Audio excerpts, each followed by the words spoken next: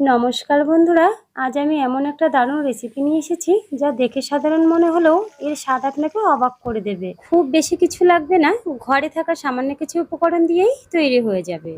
আর এই রেসিপির ভেতরে লুকিয়ে আছে এক অসাধারণ চমক, যেটা না দেখলে বুঝতেই পারবেন না যে রান্নাটা কতটা সুন্দর বা সুস্বাদু হবে।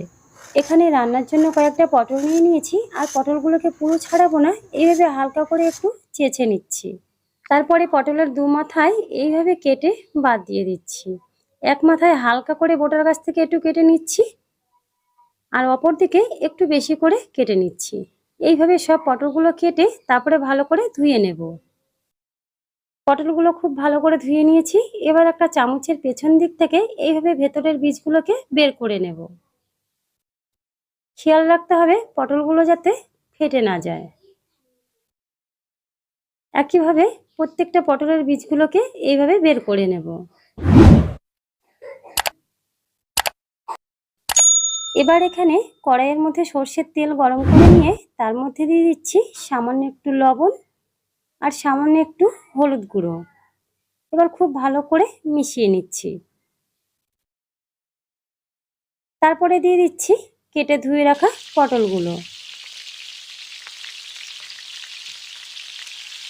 এখন পটলগুলোকে একটু হালকা করে ভেজে নেব। পটলগুলোকে খুব বেশি ভাজতে হবে না, ঠিক এইরকমভাবে ভাজা হয়ে গেলেই এবার তুলে রাখবো। এই সময় পটলগুলো এইভাবে একটু ভেজে নিলে রান্নার স্বাদটা বেশি ভালো আসবে। এবার বাকি যে তেলটা রয়েছে তার মধ্যে দিয়ে দিচ্ছি সামান্য একটু কালো জিরে। ফোড়নটা একটু ভেজে নিয়ে দিয়ে দিচ্ছি আদা আর কাঁচা লঙ্কা বাটা। এখানে 2 চামচ মতন করে আদা কাঁচা লঙ্কা বাটা দিলাম, আর দিয়ে দিচ্ছি সামান্য একটু জিরে গুঁড়ো আর ধনে গুঁড়ো। এবার মশলাটাকে কষিয়ে নিচ্ছি। মশলাটাকে একটু কষিয়ে নিয়ে এবার দিয়ে দিচ্ছি নারকেল কোড়া। এখানে 2 চামচ মতন নারকেল কোড়া দিয়ে দিলাম। এখন নারকেলটা দিয়ে আবারও মশলাটাকে একটু ভেজে নিচ্ছি। এবার দিয়ে দিচ্ছি সামান্য একটু লবণ আর একটু হলুদ গুঁড়ো। এখন এইভাবে একবার মিশিয়ে নিয়ে এবার দিয়ে দিচ্ছি বেটে রাখা ছোলার ডাল। আমি এখানে 50 গ্রাম ছোলার ডালকে আগে থেকেই ভিজিয়ে রেখে তারপরে বেটে নিয়েছি। এখন ছোলার ডালটা দিয়ে আবারও সব কিছু ভালো করে এইভাবে কষিয়ে নেব। যতক্ষণ না ছোলার ডালটা কড়াই থেকে উঠে আসছে ততক্ষণ পর্যন্ত এইভাবে কষিয়ে নিতে হবে। ছোলার ডালটা এইরকম শক্ত করে কষিয়ে নিতে হবে। আর এখন দেখুন কড়াই থেকে উঠে আসছে। এইবার নামিয়ে তারপরে ঠান্ডা করে নিতে হবে। পুরটা ঠান্ডা হয়ে গেলে এইভাবে হাতে করে নিয়ে পটলের ভেতরে ভরে দিতে হবে। একই রকম ভাবে প্রত্যেকটা পটলের মধ্যে আমি পুরগুলোকে ভরে নেব। এখন সবগুলো পটলের মধ্যে পুরটা ভরে নেওয়া হয়ে গেছে। এখানে একটা বাটির মধ্যে নিয়ে নিচ্ছি 1.5 চামচ মতন কালো সর্ষে, আর দিয়ে দিচ্ছি 4টে কাঁচা লঙ্কা, 5-7টা কাজু বাদাম। এবার সামান্য একটু জল দিয়ে এটাকে বেটে নেব।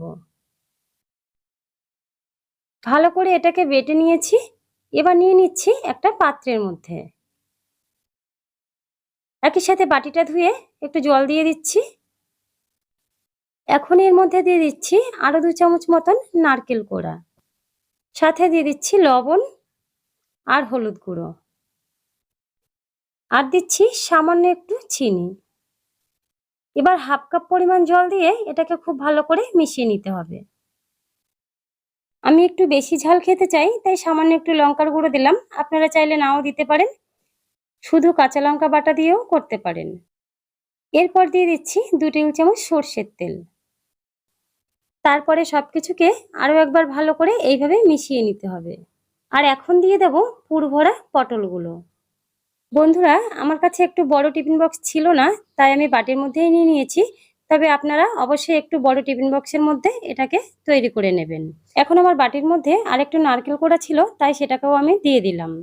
এবার এখানে একটা কড়াইয়ের মধ্যে কিছুটা জল দিয়ে দিলাম একটা স্ট্যান্ড বসিয়ে তারপরে এই বাটিটাকে কড়াইয়ের মধ্যে বসিয়ে দিলাম। এবার একটা ছোট প্লেট দিয়ে এইভাবে ঢেকে দিলাম। আর বাষ্পটা যাতে বেরিয়ে না আসে তার জন্য উপরে আরও একটা থালা দিয়ে এইভাবে ঢেকে দিলাম। এবার এটাকে 15 মিনিট মতন রান্না করব। 15 মিনিট পরে ঢাকাটা খুলে নিচ্ছি। ঢাকাটা খুলে নিয়ে ওপর থেকে দিয়ে দিচ্ছি কিছুটা কুচানো ধনেপাতা। আর এখন আমাদের তৈরি হয়ে গেল পুর ভরা পটল ভাপা।